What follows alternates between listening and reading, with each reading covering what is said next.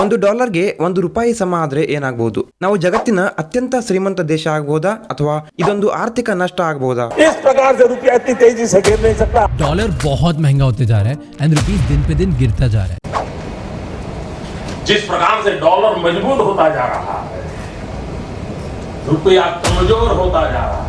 ಈಗ $1 ಅಂದ್ರೆ ಸುಮಾರು ₹90 ಸಮ. ಡಾಲರ್ ಜಗತ್ತಿನ ರಿಸರ್ವ್ ಕರೆನ್ಸಿ ಆಗಿರುವುದರಿಂದ ಭಾರತದ ರಫ್ತು, ಆಮದು ಮತ್ತು ಅಂತಾರಾಷ್ಟ್ರೀಯ ವ್ಯವಹಾರವೆಲ್ಲವೂ ಡಾಲರ್ನಲ್ಲೇ ನಡೆಯುತ್ತವೆ. $1 ₹1 ಸಮ ಆದ್ರೆ ಆಗುವ ಲಾಭಗಳು: ವಿದೇಶದಲ್ಲಿ ಓದುವವರಿಗೆ ಸರಳ ಆಗಬಹುದು.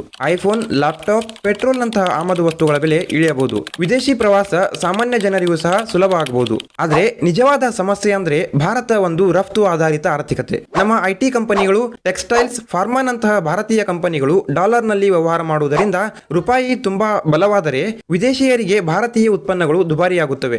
ಐಟಿ ಮತ್ತು ಬಿಪಿಒ ನಂತಹ ಕೆಲಸಗಳು ಬೇರೆ ದೇಶಕ್ಕೆ ಹೋಗಬಹುದು. ರಫ್ತು ಕಡಿಮೆಯಾಗುತ್ತದೆ ಮತ್ತು ಉದ್ಯೋಗಗಳ ಮೇಲೆ ಪರಿಣಾಮ ಬೀರುತ್ತದೆ. ಇದರಿಂದ ಭಾರತದ ಆರ್ಥಿಕತೆಗೆ ನಷ್ಟ ಆಗಬಹುದು. ಹೀಗಾಗಿ ₹1 $1ಗೆ ಸಮ ಅಂತ ಕೇಳಲು ಮಾತ್ರ ಚೆನ್ನಾಗಿದೆ, ಆದರೆ ಆರ್ಥಿಕವಾಗಿ ಇದು ಭಾರತಕ್ಕೆ ಲಾಭಕ್ಕಿಂತ ಜಾಸ್ತಿ ನಷ್ಟ ಮಾಡಬಹುದು.